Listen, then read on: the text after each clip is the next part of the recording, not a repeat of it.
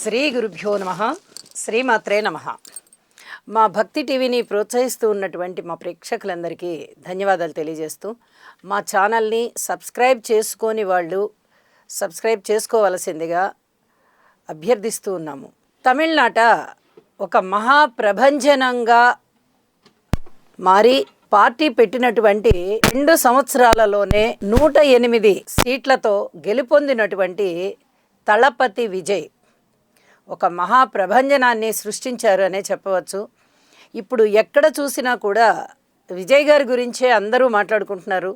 ఆయన ఎప్పుడు సీఎం అవుతారు, అనేక రకాలైనటువంటి రాజకీయ ప్రకంపనలని మనము చూస్తూ ఉంటాం. రాజకీయాల్లో అత్యంత సాధారణమైనటువంటి మనుషులు కూడా ఇలా ఎలక్షన్స్ జరిగాయి అనగానే, అది మన పక్క రాష్ట్రాలే కాబట్టి చాలా ఉత్సాహంగా మన ఆంధ్రప్రదేశ్ తెలంగాణ ప్రజలు కూడా చాలా ఉత్సాహంగా చూస్తూ ఉంటారు. ఎలక్షన్స్లో ఎవరు గెలిచారు, ఎవరు గెలుస్తారు, అలాగే గెలిచిన వారు పూర్తిగా సీఎం పీఠం మీద కూర్చునేంత వరకు ఎన్నో రకాలుగా ఆ ఫిగర్స్ మారిపోతూ ఉంటాయి. మరి వాళ్ళు సీఎంగా ఆ పీఠాన్ని అధివసించేంత వరకు మారుతూ ఉన్నటువంటి రాజకీయాల్ని చూస్తూ చాలా ఉత్సాహంగా అడుగుతూ ఉంటారు.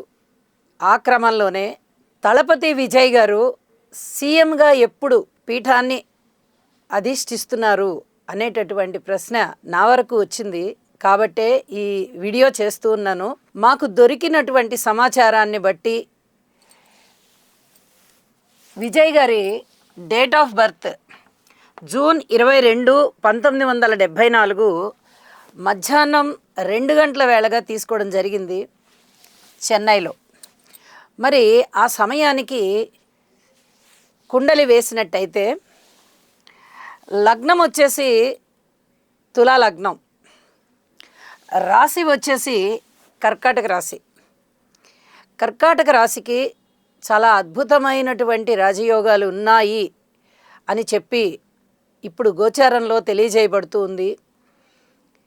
అలాగే మిగతా గ్రహస్థితులను గనక ఒక్కసారి పరిశీలించినట్టయితే విజయ్ గారి జాతకంలో రాహు గారు నీచలో ఉన్నారు, గురువు గారు కుంభరాశిలో ఉన్నారు, శుక్ర కేతువులు ఇద్దరూ కూడా వృషభ రాశిలో ఉన్నారు, రవి బుధ శనిగారులు ముగ్గురు మిథున రాశిలో ఉన్నారు, చంద్ర కుజులు ఇద్దరు కర్కాటక రాశిలో ఉన్నారు. అయితే ఇప్పుడు జరుగుతూ ఉన్నటువంటి దశ ఏది అంటే శుక్ర మహాదశలో శనిగారి అంతర్దశ జరుగుతోంది. శుక్రుడు వచ్చేసి కృత్తిక నక్షత్రంలో ఉన్నారు. శుక్రదశ అనగానే మనం ఒకటి అర్థం చేసుకోవాలి. ఈ శుక్రుడు ఎవరు? లగ్నాధిపతి అవుతున్నారు. అత్యంత శుభుడు, లగ్నానికి అధిపతి అవుతూ ఉన్న కారణం చేత, అలాగే అష్టమాధిపతి కూడా శుక్రుడే అవుతూ ఉన్నారు. అష్టమ స్థానంలో శుక్రుడు ఉన్నారు. మిగతా లగ్నాలకి ఆ లగ్నాధిపతి షష్టంలో కానీ అష్టమంలో కానీ వ్యయంలో కానీ ఉంటే చిన్నపాటి ఇబ్బందులు అయితే చాలా ఉంటాయి. కానీ తులా లగ్నానికి మటుకు షష్టంలో ఉన్న, అష్టమంలో ఉన్న, వ్యయస్థానంలో ఉన్న అంత పూర్తిగా ఇబ్బందులు అయితే ఉండబోవు. అష్టమాధిపత్యం కూడా వచ్చింది కాబట్టి ఈ అష్టమ స్థానంలోనే ఈ లగ్నాధిపతి ఉండడం అంటే అత్యంత శుభకరమనే చెప్పవచ్చు. కాబట్టి శుక్రాచార్యుల వారికి చాలా బాగుంది. స్థితి, స్థానము, సంచారము, వృషభ రాశిలోనే ఉండడము, లగ్నాధిపతి అవడము, అష్టమ ఆధిపత్యం కూడా ఆయనకు వచ్చి అష్టమ స్థానంలో ఉండడము చాలా అద్భుతమైనటువంటి యోగాన్ని ఇక్కడ సూచిస్తూ ఉంది. తదుపరి శనిగారి అంతర్దశ జరుగుతోంది. ఎప్పుడైతే ఈ శనిగారి అంతర్దశ కూడా జరుగుతోందో, శనిగారు ఎవరు? ఆయన 4, 5 స్థానాలకి అధిపతి అవుతూ నవమ స్థానంలో ఉన్నారు. మరి ఒక కేంద్రాధిపతి, ఒక కోణాధిపతి అయినటువంటి శనిగారు అత్యంత శుభకరంగా ఉంటూ లగ్న పంచమ భాగ్యాధిపతులు చాలా అద్భుతమైన విశేష ఫలితాలను ఇస్తారు ఏ లగ్నాలకైనా కానీ. మరి ఇక్కడ ఒక కేంద్రానికి కూడా అధిపతి అవుతున్న ఆయన విశేషమైన ఫలితాలని ఇస్తూ మరి ఒక కోణమైన నవమ స్థానంలో మిత్రక్షేత్రంలో మిత్రునితో కలిసి అంటే బుధునితో కలిసి ఉన్నారు. మరి ఇక్కడ రవిని ఏ విధంగా తీసుకోవాలి అంటే, రవి లాభాధిపతి కాబట్టి ఈ రవిని కూడా తీసుకోవడం వల్ల, రవి గారితో ఆయన కలిసి ఉండడం వల్ల అత్యంతమైన శుభకరమైన ఫలితాలు, ముఖ్యంగా రాజకీయాలలో ఒక దుమ్ము దులిపేటటువంటి వారి యొక్క జాతకాలన్నీ మీరు పరిశీలించినట్టయితే ఇక్కడ ఈ గ్రహస్థితి మనకి బాగా వెంటనే అర్థమైపోతుంది. రవి బుధులు ఉండడమే నవమంలో బుధాదిత్య యోగంగా ఉంటూ ఉండగా, శని బుధుల కలయిక కానీ శని రవిల కలయిక కానీ కోణస్థానంలో ఉంటూ ఈ శని బుధులు అత్యంత శుభులవుతూ నవమస్థానంలో ఉంటూ ఉండగా రాజకీయాలలో ఒక సంచలనాత్మకమైన మార్పులు తీసుకొస్తారు అని చెప్పడంలో ఎటువంటి సందేహం లేదు. అటువంటి 3 గ్రహాలు కూడా శని బుధ రవులు నవమ స్థానంలో ఉన్నారు. ఇక బుధ ఆదిత్య యోగం కూడా నవమ స్థానంలోనే వచ్చింది. నవమాధిపతి లాభాధిపతి ఇద్దరు కలిసి నవమ స్థానంలో ఉండడం, దశమ స్థాన అధిపతి దశమ స్థానంలో ఉంటూ కుజునితో ద్వితీయ సప్తమ అధిపతులతో కలిసి ఉన్నారు. చంద్రమంగళ యోగం, చంద్రమంగళ యోగం ఉన్నది దశమ స్థానంలో. అలాగే చంద్రుడు దశమంలో స్వస్థానంలో ఉండడం. ఇక్కడ చూడండి, నవమాధిపతి నవమంలో ఉన్నారు, 9th లార్డ్ 9thలోనే ఉన్నారు బుధుడు, అలాగే 10th లార్డ్ 10thలోనే ఉన్నారు చంద్రుడు. ఈ రెండిటి యొక్క విశేషమైన ఫలితాలు భిన్న భిన్నమైనటువంటి రంగాలలో విశేషమైన కీర్తిని సంపాదిస్తారు. అంటే ఏ కళలలోకి వెళ్తారా కళలలో రాణిస్తారు, రాజకీయాల్లోకి వెళ్తారా రాజకీయాల్లో రాణిస్తారు, ఇంకా వేరే ఏదైనా అడ్మినిస్ట్రేషన్ తీసుకున్నారా దానిలో రాణిస్తారు, ఫ్యాక్టరీలు పెట్టారా ఫ్యాక్టరీలో రాణిస్తారు.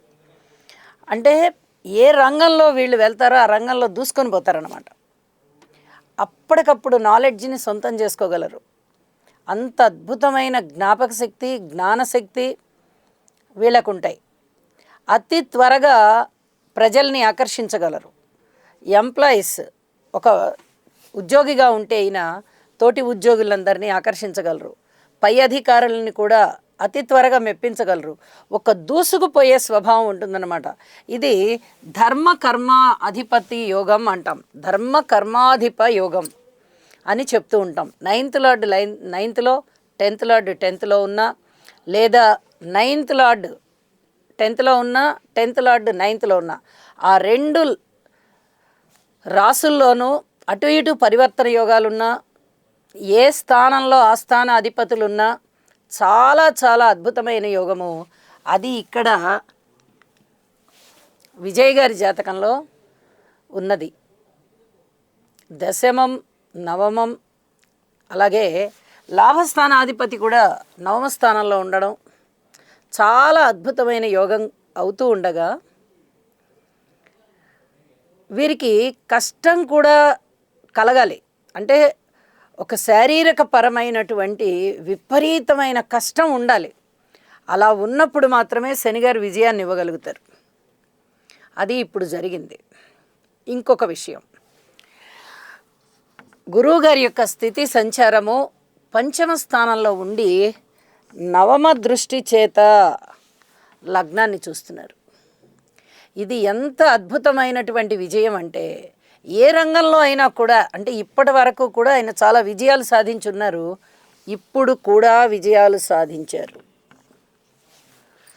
నవమ స్థానం మీద కూడా గురువుగారి దృష్టి పడింది. అలాగే గోచారాన్ని కూడా తీసుకున్నట్టయితే, గోచారం ఇప్పుడు రాహుగారి యొక్క స్థితి కుంభరాశిలో ఉంది, సంచారం అక్కడ సంచరిస్తూ ఉన్నారు. శనిగారి యొక్క సంచారం మీనరాశిలో ఉంది, కేతు గారి సంచారం సింహరాశిలో ఉంది, గురువుగారి సంచారము మిథున రాశిలో ఉంది.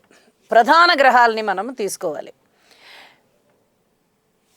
ఇక్కడ చూడండి, రవి బుధ శనుల మీద గురువుగారి యొక్క సంచారం జరుగుతోంది. గురువుగారి పంచమ దృష్టి కూడా రవి బుధ శనుల మీద పడుతూ, మళ్ళీ గోచారంలో గురువు సంచరిస్తున్నారు కదా, వారి మీద కూడా పడింది. అంటే వీరి యొక్క ఈ గురు రవి బుధ శని గారుల యొక్క సంచార ఫలితము ఇప్పుడు గురువుగారు ఎప్పుడైతే రాశిలో సంచరిస్తున్నారో వెంటనే ఆ ఫలితాలన్నీ కూడా శుభ ఫలితాలుగా వచ్చేసాయి. అలాగే గురువుగారు ఇక్కడ సంచరిస్తున్నారు కదా మిథున రాశిలో, వారి యొక్క పంచమ స్థాన దృష్టి తులా లగ్నం మీద పడింది. ఇటు లగ్నం మీద గురువుగారి దృష్టి పడింది.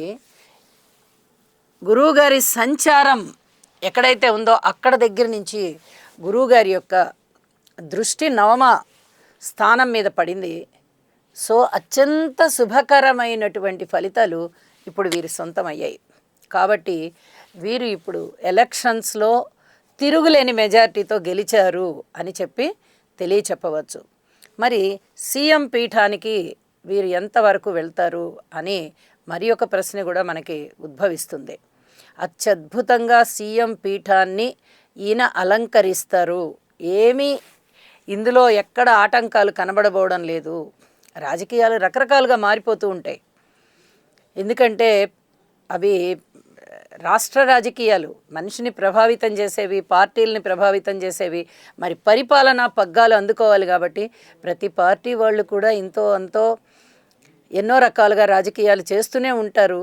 అయితే ఈ విజయ్ గారి యొక్క జాతకం ఇంత గట్టిగా గ్రహస్థితులు చాలా బలంగా ఉన్నాయి కాబట్టి ఈయన ఖచ్చితంగా సీఎం పీఠాన్ని అలంకరిస్తారు, సీఎం అవుతారు అని చెప్పి తెలియచెప్తూ ఉన్నాను. అసలు విజయ్ గారి జన్మ నక్షత్రం ఏమిటి ఒకసారి మనం తెలుసుకున్నట్టయితే పుష్యమి నక్షత్రం 2వ పాదం అవుతుంది వీరిది. పుష్యమి నక్షత్రం ఎక్కడుంది? కర్కాటక రాశిలో ఉంది. పుష్యమి అనగానే అది శనిగారి నక్షత్రం. చూడండి అన్నీ కలిసి వచ్చాయి. శనిగారి నక్షత్రము, శనిగారి అంతర్దశ జరుగుతోంది. అలాగే శనిగారు ఆరుద్ర నక్షత్రంలో సంచరిస్తున్నారు. ఆరుద్ర అనగానే అది రాహు నక్షత్రము. రాహువు అనగానే వారు ద్వితీయ స్థానంలో ఉంటూ మళ్ళీ తిరిగి వారు ఏ నక్షత్రంలో సంచరిస్తున్నారు? జ్యేష్ఠ అంటే బుధ నక్షత్రంలో, అంటే నవమాధిపతి. నవమాధిపత్యం వచ్చినటువంటి బుధుని యొక్క నక్షత్రంలో సంచరిస్తున్నారు. ఇక శుక్రాచార్యుల వారు లగ్నాధిపతి. లగ్నాధిపతి రవి యొక్క నక్షత్రంలో సంచరిస్తున్నారు. రవి అనగానే ఎవరు? లాభస్థాన అధిపతి. రాజకీయాలలో అత్యధిక ప్రభావం చూపించేటటువంటి గ్రహం ఏది అంటే రవే. ఆ తర్వాత శనిగారు. వీళ్ళిద్దరినీ బలోపేతం చేసే విధంగా బుధుడు. యోగాలు అవన్నీ పట్టాయి. కాబట్టి ఇక్కడ రవి బుధ 2 నక్షత్రాల యొక్క ప్రభావము చాలా ఎక్కువగా ఉంది. అలాగే శనిగారి ప్రభావం కూడా చాలా ఎక్కువగా ఉంది. వీరి ముగ్గురి యొక్క కలయిక నవమ స్థానంలో జరుగుతూ ఉండడం వల్ల ఈ జాతకుడికి అత్యంత బలమైనటువంటి గ్రహస్థితిగా దీన్ని తెలియజెప్తూ ఉన్నాను. దీనికి తోడు గురువుగారి యొక్క దృష్టి కూడా ఇటు నవమ స్థానం మీద ఇటు లగ్నం మీద పడుతూ ఉండడం వల్ల తిరుగులేని విజయం సాధించింది అని కూడా మరొకసారి తెలియజేస్తూ ఉన్నాను. మరి ఈ పరిస్థితి ఎన్నాళ్ళు ఉంటుందండి అంటే శుక్రదశ అయ్యేంత వరకు ఉంటుంది. ఇప్పుడు శుక్రదశలో శనిగారి అంతర్దశ కదా, ఆ తదుపరి వచ్చేది శుక్రదశలో బుధుని అంతర్దశ, ఆ తరువాత వచ్చేది శుక్రదశలో కేతువు గారి అంతర్దశ. ఇక తదుపరి రవిగారి మహాదశ వచ్చేస్తుంది. 2032వ సంవత్సరం వరకు కూడా విజయ్ గారికి తిరుగులేని విధంగా శుక్రదశ యోగిస్తోంది అని చెప్పి తెలియచెప్పడం జరుగుతోంది. శుభం.